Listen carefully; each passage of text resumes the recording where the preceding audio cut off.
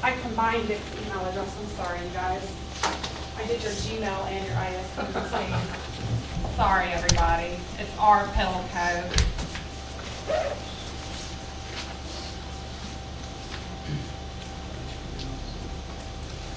I noticed it over there, I was like, wait.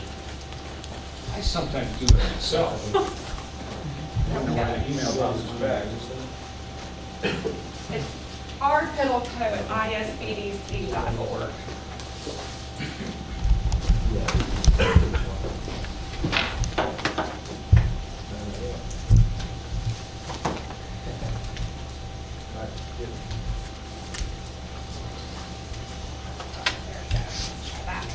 That's the first time I've done that. Okay, I've got 1 o'clock on the dot, so I'm going to go ahead and get started. Are you ready with the camera? Okay, perfect. I appreciate everybody giving up some of their Sunday afternoon to come. What I'm going to do today is we're going to go through some introductions, why we are here, an overview of our services, and then we're going to dive into the marketing analysis component of today's seminar. As you know, there's 4 seminars, so today we're going to be talking about the marketing components. Next week, we'll actually be working on the marketing plan. Then we've got the financial components and the business plan portion as well. My name is Heather Strom. I'm actually an employee of Indiana State University. I work with the Small Business Development Center, which is a nationwide program sponsored by the Small Business Administration. I've been doing that for 10 years now. I moved here back in 2008, so I'm a native of the southern states. I grew up in Georgia and spent some time in Tennessee as well, but moved here about 6 years ago. Got my education from Mercer University, and I also got my MBA from the same school. So I've been working with small business owners with my MBA since 2002. Let's see. More on a personal level is I'm married, I've got a 2-year-old daughter that's a little bit nuts, and I'm a dog lover, so very passionate about all of that.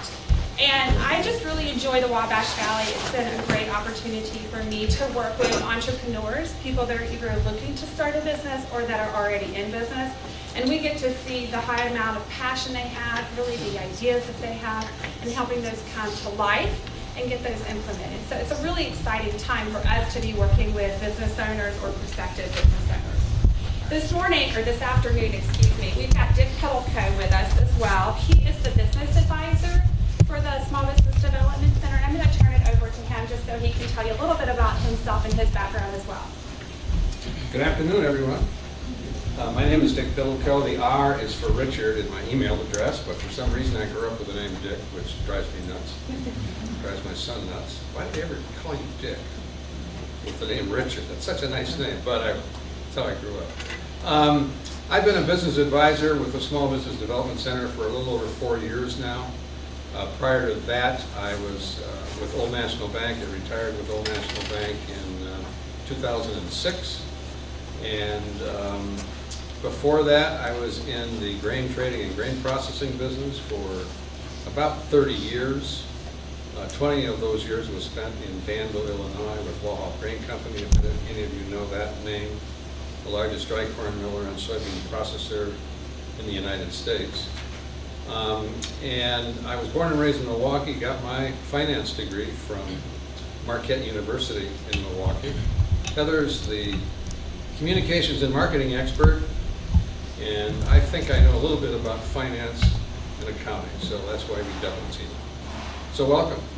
We're really excited to be engaged with the Rose-Hulman students. I attended your RISE event the last couple of years and was quite impressed. Yeah, it's a great event. You probably see us poking our heads around and bobbling around in there, so it's a great event.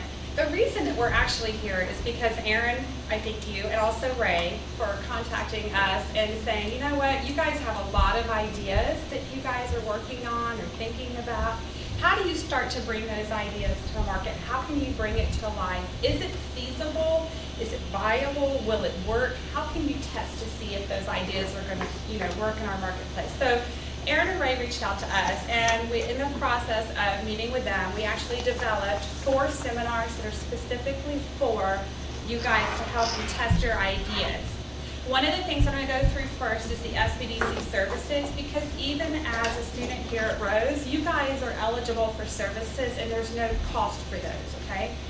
So, our mission, what are we here to do? Basically, the Small Business Development Centers were started back in the 80s through the Small Business Administration, and it was a way that the federal government could provide support services to entrepreneurs. So that's what we do. We want to bring jobs into the marketplace. We want to bring capital infusion into the marketplace. We want to see businesses start. So how do we do that? We partner with a lot of different organizations. This is a nationwide program, so in every U.S. state or U.S. territory, you're going to find a Small Business Development Center. I'm working with a student at Indiana State University whose home is in Massachusetts, so he can work with us and then he can go back to Massachusetts in summer breaks or whatever and continue that process. We partner with the Small Business Administration, and then recently the Lieutenant Governor Ellspermann, created what's called the Office of Small Business and Entrepreneurship. So there are other hosts. Oh, we lost it, Dick. Sorry, I'm trying to get it closer. That's okay. And then we have 10 centers in the state of Indiana. And so the Terre Haute Center, we have 10 counties that we cover in Terre Haute. So we go all the way north up into Vermilion County, down to Sullivan, and then we go east all the way over to Jackson County. So we've got Bloomington, we've got a nice large footprint that we cover. Our local hosts are Indiana State University, and then in Bloomington we have Indiana University. We've got Dick as a part-time business advisor. As he said, he retired from Rose-Hulman, Old National, and I scooped him up, so he's been working with us, and we have a full-time business advisor in Bloomington, a full-time administrative assistant, and myself. We're available to any type of business start at any stage of development. And we're part of, as I said, a nationwide program. How do we help? We help firms compete and grow in today's economy. We do this with a combination of expertise. So both Dick and I have a tremendous amount of experience in helping with marketing, consulting, business planning, growth development, strategic plans, financing, accounting, QuickBooks. The list goes on. We can help you identify crucial issues. If, for example, once you get ideas up and going, maybe you want to start the business. Well, how do you do that? How do you obtain and recruit employees? And then we offer valuable resources. We subscribe to over $50,000 worth of research databases that you guys don't have to pay for. You just have to work through us to get that information.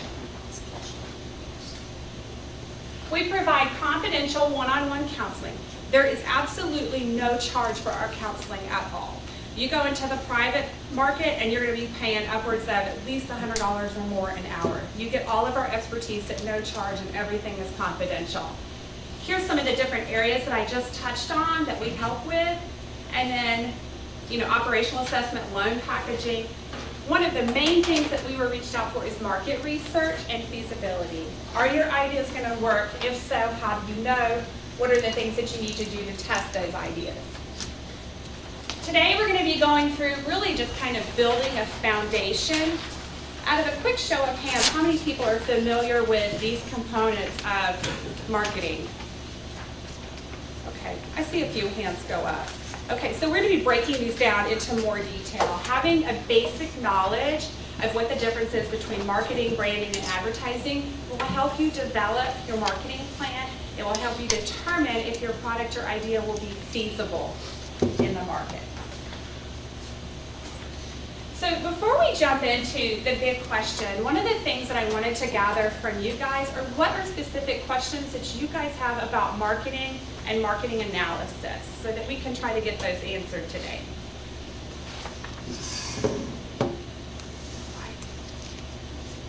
No questions. You're just here as a sponge and soak it all in. Any specific questions? Do you want to understand how to do a marketing plan? Do you want to understand how to identify and segment your market? Yes. You gotta love closing-ended questions, right? Yes or no? Okay. It might be helpful if somebody would want to volunteer, or a couple of you volunteer, what kinds of businesses you might be thinking of starting, you might be interested in starting. The business. So I'm we're all software people, so ours is technological based. Okay. Ours we're actually developing right now is calling it cloudless, so it's a sort of shared playlist, kind of like Turntable. If anybody's heard of that. Turntable's shut down, by the way. We're sort of similar to that. A couple differences. We don't have a bunch of other features, but essentially what it is, it solves the conflict of whenever there's multiple people and one output device to the music, such as a party or people in a car or something. Someone starts it, and then it uses that location to create a new instance of it, and then everybody else goes on their smartphones and just clicks join, and then it'll know where that is based on the location, and then they're all in the playlist can add whatever songs they want. Okay. That's a really cool concept. And so one of the things that you might be thinking about is how do you determine your market? Is that, or have you guys started working on who your market might be? This is why I'm here too. We're just in the middle. I'm taking an entrepreneurship class at Rose-Hulman as well, so we're just sort of in the first stage of creating a business plan, figuring out all those things. Okay, perfect. Well, that's going to be a good example. I might reference that at different points. No, yeah, go for it. And I might also reference just some of the different companies and experiences that we've had along the way. Both Dick and I run a very laid-back atmosphere, so as I go through this information, please don't treat this as a lecture. If you have any questions, feel free to throw those out there. I want to try to have some dialogue, because that typically has been what we've seen where most people learn and kind of really take away some from it. Okay, so the big question, why do we buy what we buy? We all have different behavioral patterns. We have personal factors and psychological factors. Our age. If you think about it, what you buy now versus what you bought 5 years ago, 2 years ago, it's really different. Think about when you're 10 years older than what you are now. What are some of the things that you're going to be looking at purchasing then? The life cycle stage. What occupation do you have? And then finally, economic circumstances. For our psychological factors, motivation. What motivates us to buy? A lot of times purchases are made off of emotion. So how do companies tap into our emotions to buy? Personal perception, learned experiences, beliefs, and then attitudes.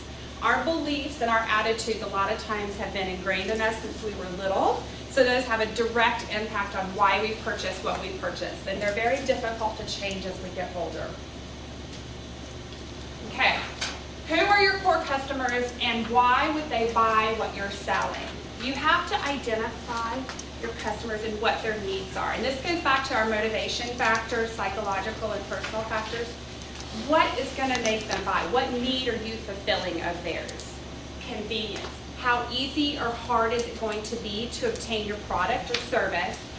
Impulse. Are you an impulse buy? So when I think of impulses, how many people go to the grocery store? Walmart somewhere, right? What's right up in the front when you check out?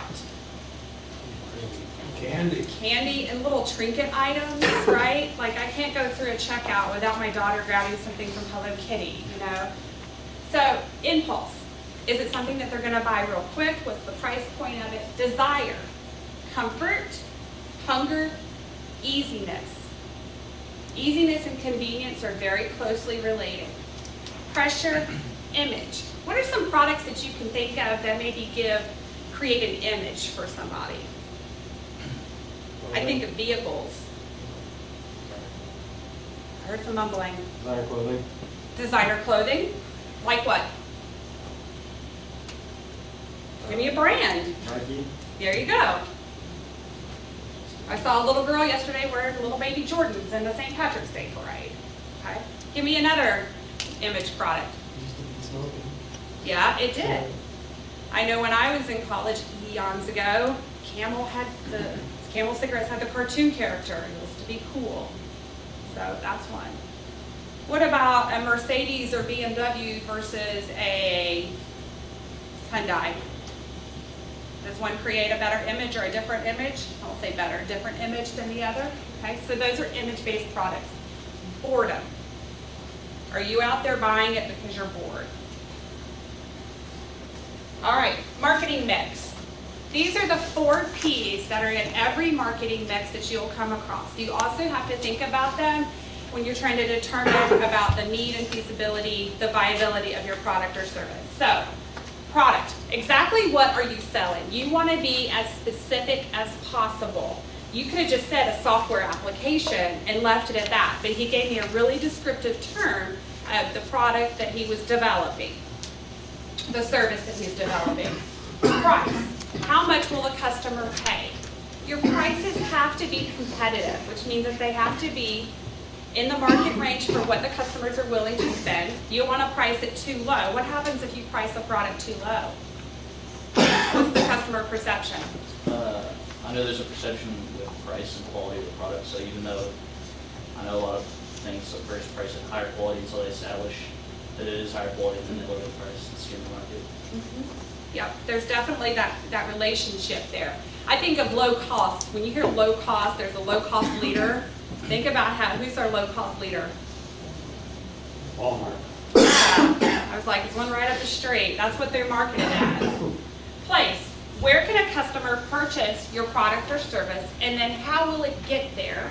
And then finally, promotion. How will people know about what you have to offer them? So these are the 4 Ps. As we begin to work through the remainder of this seminar, be thinking about those 4 Ps, because we do have a target market worksheet that I'm going to provide you guys. It's in your packet. That's going to allow you to start thinking about some of these things. And then you're going to want to think about them when we come back to our next session when we're working on the marketing plan. Okay, product. What are the benefits of your product? So we'll talk about one of our businesses here locally. I have one in mind, but I want to reach out to you guys.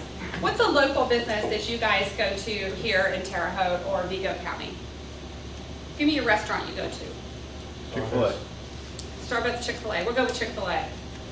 What are the benefits of Chick-fil-A? Delicious. Okay, it's delicious. Keep going. Fresh. It's fresh. What makes it fresh? What do they do to make their products fresh? It's real chicken. It's real chicken. They hand bread it, right there every day. So it's hand breaded every day. It's not a frozen patty that they just throw in a fryer. So it's hand breaded. Okay. What else makes them have benefits? Customer service. That was what I was thinking. Customer service. They pay their people a little bit more. They do more extensive training with them. Better customer service, better paid jobs means lower turnover, so that when you go in, you get things just like they do. They bring you your meals at your table. They always have a smile. They're always willing to help the customer. So those are just some of the benefits, okay? What makes your product different from what's in the market today? Still talk about Chick-fil-A. It's a fast food place, right? What makes it different from any other fast food place? Open on Sundays. It's not open on Sundays. That goes to their company belief system. Goes back to our beliefs and attitudes, right? From our psychological factors. Usually for fast food, people associate it with low quality and unhealthiness with their sort of fast food and sort of healthy aspect. Yeah, because they've got fruit salad, they have the wraps. Their menu revolves around only chicken and not Yes. beef. It does. It revolves around only chicken. That's exactly right. Some of the other things that make it different is just the fact that they have chicken. Most of the other fast food places, Taco Bell, Arby's, they're beef oriented, so it does have just the chicken menu. So that makes it a product differentiation as well. How much research will you need to do to bring your product to the market, and how will you do that? Now, how many people here have ideas about something that they want to bring to the market at some point? I'm assuming that's why you're all here. Okay, most of you guys have some type of idea. Everybody's research depth is going to be different. Okay, and this is where you may want to work with us, because we do have all of those resources available that we subscribe to. So you work with Dick and I, and we can help you determine the amount of research that you're going to need to do. Heather, we probably need to point out the word benefits. That's what people are buying. There's a tendency to just think about the features of your product. Very true. They don't buy your features, they buy the benefit of those features. You So guys- when you're, and we're gonna get into the marketing later, but just be aware that you really need to concentrate on the benefits. Like you said, customer service, that's a feature. The benefit is short wait time. That's the benefit, you can get in and out. So think of all your features that you articulate for your various products. Think about what benefit that is to the client, because that's why he's going to buy. Well, and I'll use your example. You mentioned the playlist. Well, the feature is that everybody can join. The benefit is going to be is that you can have a customized for a group. Is that right? You can customize for a group. Yes, that's sort of an aspect to it. Okay.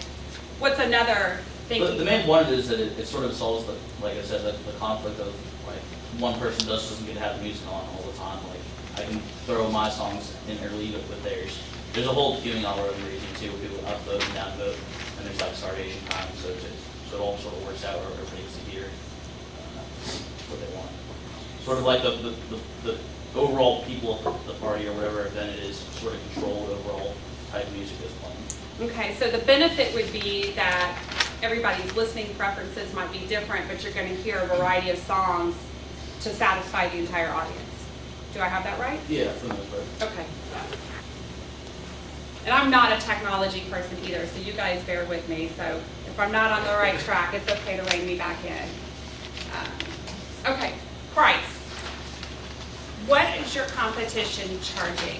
So everybody has competition. Whether you think you do or not, I promise you have competition. It may be a direct form of competition or it may be an indirect form of competition. So you need to look at, when you think about your competition, people that are doing the same thing that you're doing, or they're doing something similar to what you're doing, because those are going to be your competitors. It doesn't mean that they're located in the same state, the same city. You could be located in another part of this country as well. What would your customers pay? A lot of this you could go off of what your competitors are charging and what their customers pay. You may also have to do some surveys as well to determine what people would actually pay for the product or service that you have. And then this is really critical. What is your break-even point? And here's some basic calculations to help you determine that. But basically what it says is how many products or services do you have to sell to cover your basic expenses. So if you have to sell 100 to cover your expenses, you make a profit on your 101st sale. Okay? So you want to be aware of that. Pricing practices. Basically, you've got a few different ones that you can choose from. You've got penetration, initially setting low prices, and we had talked about this, to beat the competition, and then as they become more aware, you start bumping up the price. Competitive. You shift the emphasis to non-price competition based on other elements of the marketing mix. It could be location. It could be the promotion. So you look at other different elements. I heard, it's been a while, it's about 5-6 years ago maybe, there was an individual, a company running a commercial, and that's part of their advertising campaign. It was for a cell store. They were off the beaten track, like they were just really hard to get to. And so they really identified with that in their commercial. We know that we're hard to get to, but our service and our products and the selection we have far outweighs anybody else in the marketplace. So people were willing to try to find them because they had a greater selection than anybody else in the market area. Skimming, initially setting high prices for distinctive products with little or no competition. And then finally, psychological, pricing designed to have a positive psychological impact. $4.99 versus $5, or here $4.95 versus $5. You feel like you're getting such a great bargain because that $4.95 price. It's really only 5 cents difference. The reason they priced it is because you feel like you're getting it cheaper. Yeah. The skimming concept, can you talk a little bit more about that? Sure. Okay, so skimming, like I said, is setting high prices. It's basically when you have virtually no competition and you have a very large market share, you can set higher prices because there isn't really a whole lot of competition. So customers either have to buy from you or they really buy from nobody. Or they're willing to pay for the latest technology. Think of HD TV or the Ultra HD TV. You're going to pay $4,000 or $5,000 for an Ultra HD TV for theoretically much better technology. And why do they do it? Because it's better technology and there's not much competition. There's very few of them out there. And that's going to also kind of complement that. Remember when you talked about image too? Like they might be willing to pay that because of that certain image. So I love handbags, right? So there's Louis Vuittons. Louis Vuittons are extremely expensive. There's not a whole lot of competition out there for Louis Vuitton. So there's a few, don't get me wrong, but they have those higher prices set because their competition is relatively low. It's a high quality product, so the quality prices do align with each other. There's not a lot of competition out there though, so they can charge more. And that also goes into the image. You carry a handbag like that, it represents a certain image too. So does that help a little bit? Yes. Okay, you're welcome. Okay, how do we get our products out to where they need to go? How easy will it be for customers to purchase? If it's software, where do they go to get the software? If it's an application, how do they find the application? If it's a product, who's going to sell the product? Are you going to manufacture it yourself, or are you going to contract it to a manufacturing facility and sell them the rights to produce your product and sell it? Will you market directly to the end user or indirectly through wholesalers and retailers? I typically envision you guys, if it's a product, I see you guys kind of, and this is just me and my assumptions, working more with manufacturers and wholesalers so that it goes to the retail market, or having the application where people can go and download it, or the software where they can go and purchase it. There might be some retail owners in here where you purchase and produce the products yourselves, and then you sell them locally in your store or with local markets. How will you physically distribute your product? Internally, how is it going to move? So let's say, for example, that you do have a manufacturing facility and you have your product in there. How does it move from your raw materials, so when it comes in and there's nothing made yet, how are you going to physically make that product through the assembly line or the different stages of the development within the manufacturing facility, and how is it going to get to be your end product? So what are the steps from A to Z? So for example, there was a few years ago, Dick and I worked with a pre-seed workshop. It was out of Indianapolis, and it was for different types of companies that had ideas and how to take those ideas, just like you guys have, and make it into a business. One of the gentlemen that I worked with had a formula for extracting the actual drug out of medications. So there's a component of the medication that's not like a pill that you take that wasn't even necessary, and then they would pull the drug out because even though it expired on the shelf life, it hadn't expired with FDA. So extracting that drug and then recycling it and using it in new medications. Follow me? So we had to talk about the process of extracting the drug out. How do you do that? How does it flow through the cycle into a new pill? And then how does it get to your pharmacies? So similar concept. How's it go from point A, extracting the drug or the raw materials that you guys have, all the way through to where you can sell it? Externally, how will you move the product from your facility to your end user or intermediary?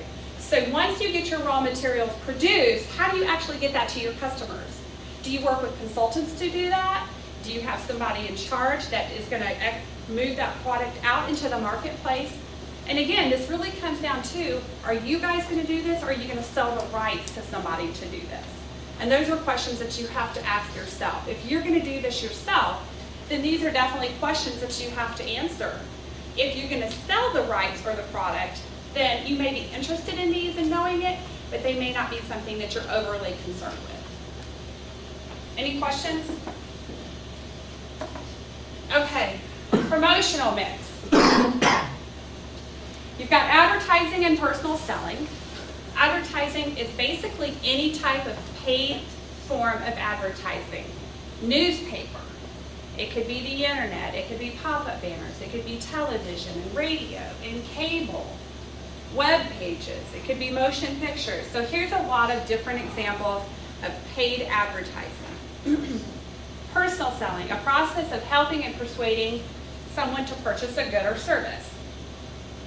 Sales presentations, sales meetings, incentive programs. How many people have had to buy a car? Personal selling, right? They're trying to convince you that you need to purchase their car. Okay, samples, telemarketing. I am on the do not call list. I still get telemarketers calling me, trying to sell me something. Okay, it can be face-to-face over the phone, all right? sales promotions, incentives designed to stimulate a purchase of a sale or product. Black Friday is a huge sales promotion. What happens on Black Friday? Don't fall asleep on me, you guys. I'll have to start telling jokes and you don't want that. They're not very good. Lower prices. Lower prices, right? So that's one of their sales promotions. You can get a computer for $99 if you come out at 3 a.m. Okay. Public relations, non-paid, non-personal stimulation for demand for a product, service, or business unit by planning significant news. So public relations, we had a client, I'm going to use Aaron's pit stop actually. We had a client that's on the north side of Terre Haute over on Lafayette. It's called Aaron's Pit Stop. Anybody ever heard of it? It's right across from Kroger over on Lafayette. She is a female-friendly oil change facility. So Aaron and her mother, Angie, opened a oil change place. Aaron does all of the work there. She does all of the oil changes, the rotation of the tires, checking of the fluids. You walk in though, and what's the most unique thing is that it's covered in pink. Everything is pink. Why? It's geared towards women. Typically, when you go to have your oil changed, you're sitting in a kind of mechanic smelling facility. You're waiting in a chair. Magazines might be scattered around. It's just not a female-friendly place, especially if you have children. Well, Angie and Aaron decided to create an establishment that's geared towards women who may or may not have children. There's a high heel shoe that's in there, that's a chair behind the desk. Everything's pink. You get full-size candy bars. There's a changing station in the restroom. Men and women are both welcome. It's just catered to women. What happened is when Angie started the business, there was a lot of public relations press releases that went on because there's nothing like it in the Wabash Valley here. So you got to see a lot of press releases. So news coverage came out, Channel 10 came out, Channel 2 came out, the Tribune-Star came out. She received an award from Lieutenant Governor Ellspermann. So there's a lot of press that took place, and she didn't have to pay for any of it because it was such a unique and different idea. So those are your public relations. And again, these are things when you start thinking about how you're going to put on an advertising or marketing campaign or what is going to be working or works for your product or service, you want to incorporate a lot of these so that you can have a balanced campaign. So you want to see if the news will come out and do a story on you and get on the morning news and evening news. You want to do a press release and get it into the local newspapers. It's an exciting time. You share those things on social media. How many people are on social media in here? Okay, everybody for the most part. You share these things on social media and start creating a buzz about what you're doing in the business world. Okay, so developing an advertising campaign. Here you send a single idea or theme across a number of advertising outlets. So let's talk about what is a single idea. Think of a product or service that you guys have recently purchased. What was the advertising idea behind it?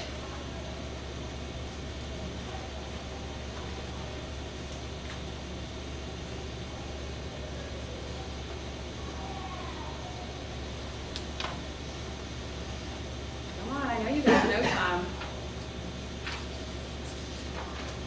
It was cheap. Okay, so what did you buy? Some soda that was on sale. Okay, so that was the promotion was why you bought that. It's because it was on sale. So the main reason that he purchased that product was because of the promotion. The single idea was that it was the promotion that the company had created to entice purchasers to consume their product. What is the campaign or theme central message communicated in all promotional, it says activates, it should say activities, so cross that. Let's go back to Chick-fil-A. What is their main promotional message? It's 2 cows, right? Eat more chicken, all right? Speaking in the advertising language that your target market will want to hear. What does that mean? Don't try and feed them information that they won't find useful. Only give them pertinent, relevant information. Yeah, absolutely. You also want to make sure that you avoid jargon. What is jargon? Complicated words. Yeah, complicated words. acronyms, I could sit here and tell you, okay, Dick and I are part of ISU or the SBDC. We are sponsored by the SBA and we're part of OSBE. You're going to be like, and what does that mean to me, right? I just threw a whole bunch of acronyms at you that you really honestly probably don't even care about. You really just want to know the services that we provide and how we can help you. So our acronyms mean nothing. So avoid that kind of language. Talk in the language that your customers want to hear. So keep that in mind.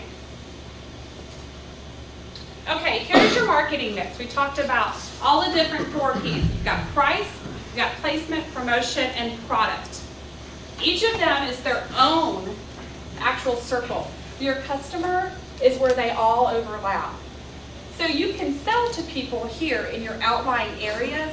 That's just not your target market. Your target is going to be right here in the center where all 4 of them overlap and work together. So keep that in mind. Again, when we start working in the target market worksheet, you want to keep these 4 in mind so you can help identify who is your target customer. And again, it changes. What I bought when I was 28 years old is really different than what I buy when I'm 38. Okay?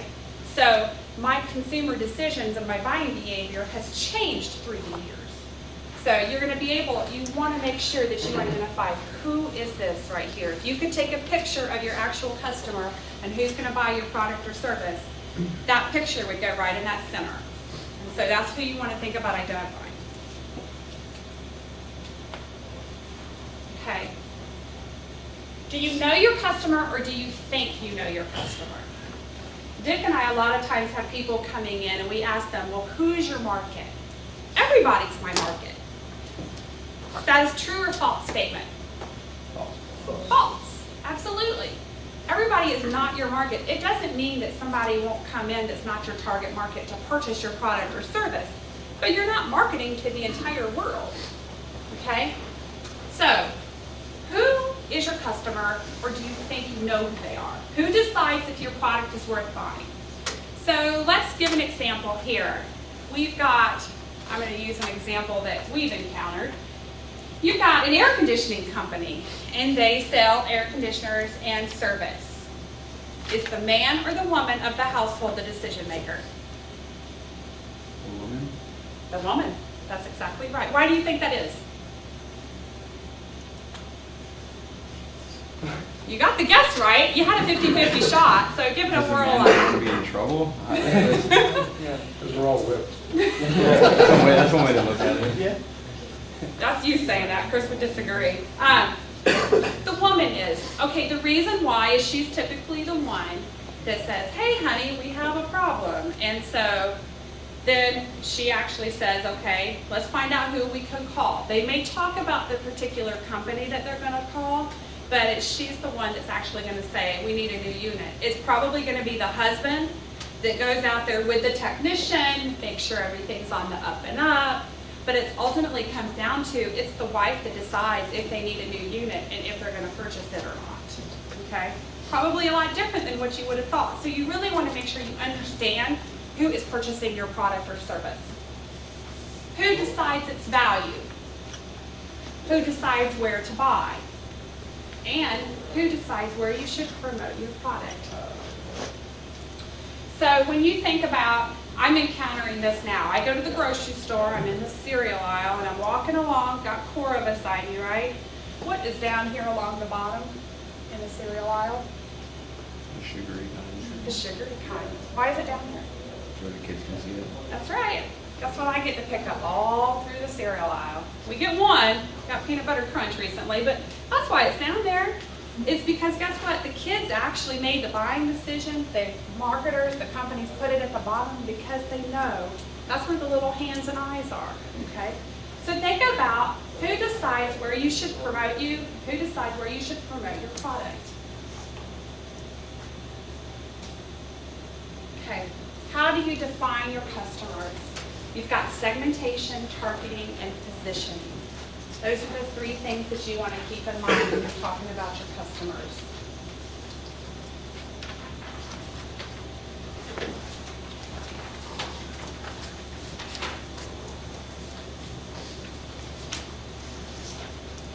And this is the order in which they work. So the first thing that we'll break down is segmentation, and we'll talk about the targeting component and then how to position. And every company has, product and company has a positioning statement. Segmentation, it splits buyers into groups with similar needs and wants to best utilize a firm's finite resources through buyer-based marketing. Okay, why does this happen? To reduce risk in deciding where, when, how, and whom to promote a product, service, or brand will be marketed, and then to increase marketing efficiency by directing efforts specifically towards the designated segment in a manner most consistent with the characteristics. This goes back to, I just talked about what I bought when I was 28 is really different than what I buy when I'm 38. So they have to segment it. How are they going to reach me as a buyer? What do I act like? What do my friends act like? How do we make decisions? You don't want to just throw your marketing money out there and not have a strategy behind it. You want to make sure you get a return on the investment that you have. The ultimate goal is to increase your sales and increase your profit. So you want to segment it. Okay, so when it starts talking about consistent with the segment characteristics, if I broke down and said, okay, we're going to market between 13 and 17, what are characteristics between teenagers 13 and 17? They're trying to impress the opposite sex. They're trying to what? They're trying to impress the opposite sex. Okay, they're trying to impress those that they find attractive. That's true. Are they real trendy people? Like they like the newest trends, right? So one of the things that I hear right now in that segment is like all of, obviously, technology, the iPhones, all of the Galaxies. We've got the Beats headphones, right? So they all want that new, latest trending technology too. So how would we go about reaching them? If you had to pick like an outlet, radio, television, how do you think you would reach them? Social media? How do you think would be the most effective way to reach that segment? Social media, internet. Yeah, I could see like the ads on the side that run on the side. Have you guys ever paid attention to those ads over there? I look at them, they're targeted me. There's some researchers out there knowing what I look at, and that's why those ads are popping up. So you can go through Facebook and social media outlets to put together a campaign. They're very specific. You can pick age brackets, you can pick location, you can pick buying behaviors, how many times a week they're on there. It's real specific. So you want to make sure you understand what characteristics they have. One of the things we're really pointing out here is the word efficiency that was in that slide. Unless you know who your clients are, you don't know how to reach them efficiently. That is to say, at the least cost. If you do newspaper ads, that's not very targeted. If you're doing some internet AdWords, and I'm way out of my element here, but you know that's a little more targeted. And that's why it's so important to determine who your target market really is. And usually 80% of your sales will fall into a specific demographic targeted market. And sure, you'll do business with anybody, but most of your clients are going to fall, 80% of your sales will fall into a very specific targeted kind of client. And you don't want to just spend money hand over fist unless it's targeted, unless it's efficient. And that's the important part of what we were just talking about, efficiency. He's right, it's really important. I know I'm on a marketing group for the Wabash Valley. It's called Accelerate West Central, and we buy Google AdWords.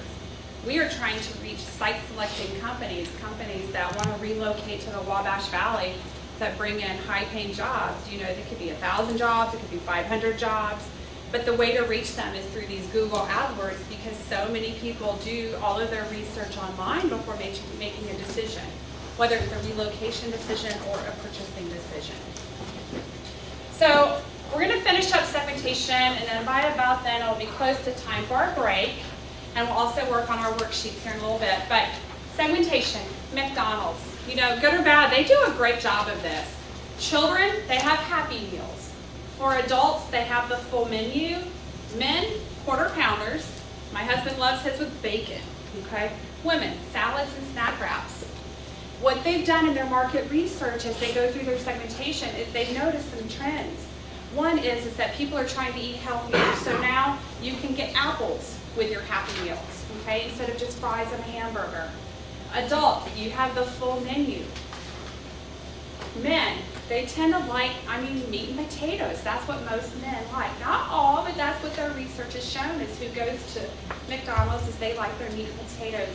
And women, in their research, they have shown that they want to, eat healthier. So they have the salads, they have the snack wraps, they have the yogurt parfaits instead of just the ice cream parfaits. So they've tried to provide some healthy alternatives.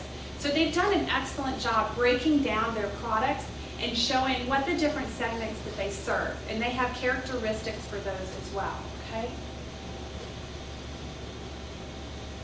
What are other examples that you guys can think of?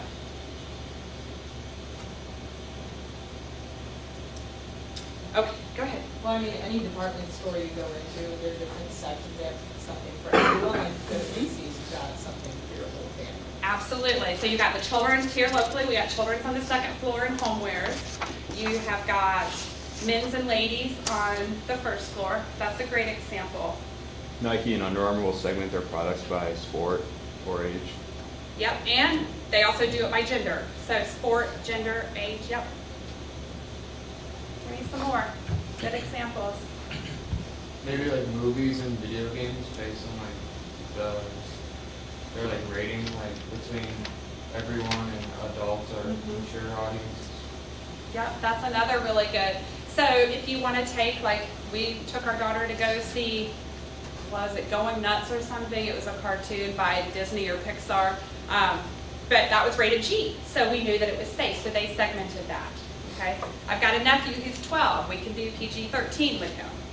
So they've done a great job. What about vehicles? It's like, when you expect quality with Toyota or Honda brand vehicles, but then with Hyundai and the Green, they wanted the same quality, but even at lower price.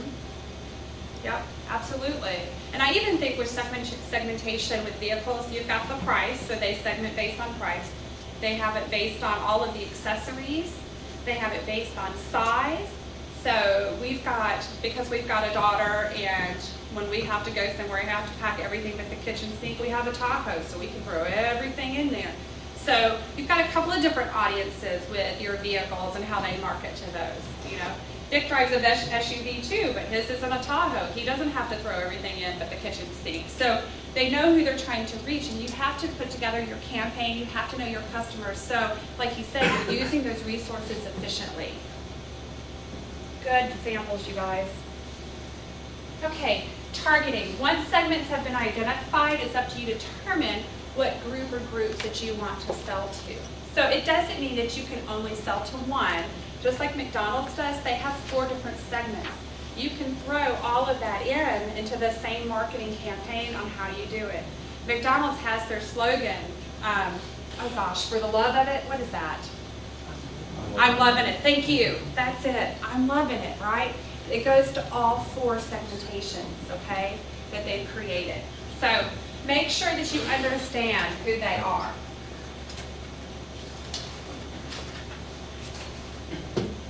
All right, when you're thinking about segmentation and targeting, here are some of the factors that you want to focus in on and some of the characteristics. Measurable, the size, purchasing power, and the characteristics.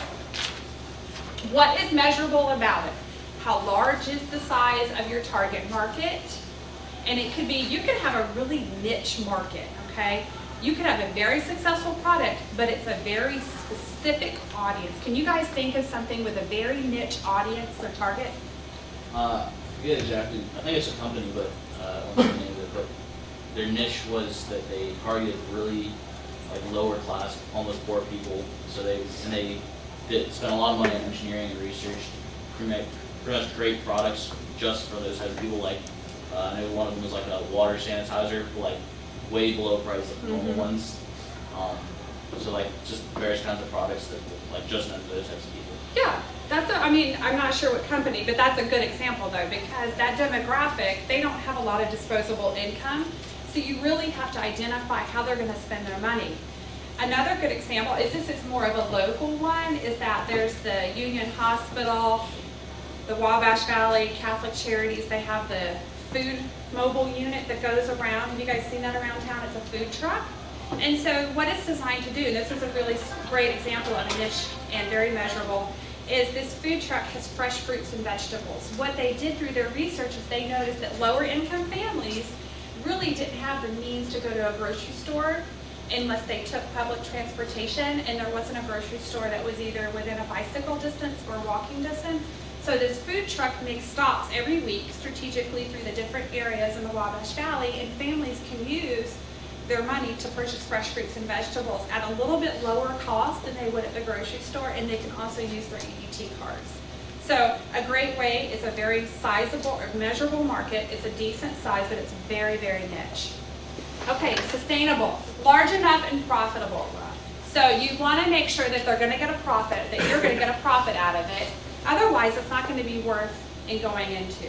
You know, Dick and I have both seen businesses that we think are really good ideas, but they don't work in the Wabash Valley. Okay, they might be profitable over in Maine or in Washington, D.C. or Atlanta, but they're not going to work here because our demographics are different. So if it's not, and you come to us and you say, I want to do this, but I want to do it in Rapid City, South Dakota, we're going to say, probably not going to work for you. You might want to think about a different location. Okay?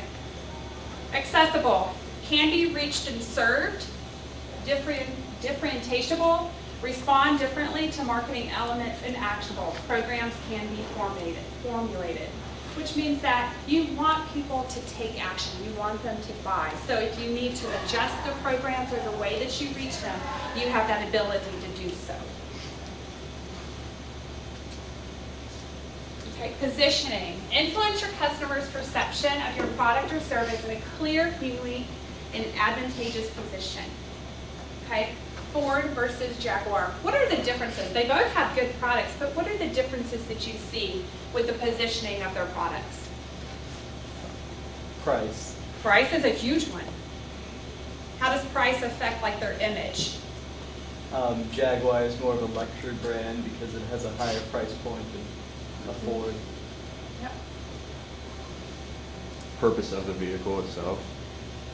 Ford, Expand on that. Ford's used for, you know, trucks and hauling stuff and heavy duty workloads, and Jaguar is more of a finer luxury car that is meant to be shown off. Absolutely, and it's interesting that you said that because you really focused in on the trucks, and Ford has a lot of like 4-door vehicles and 2-door vehicles too.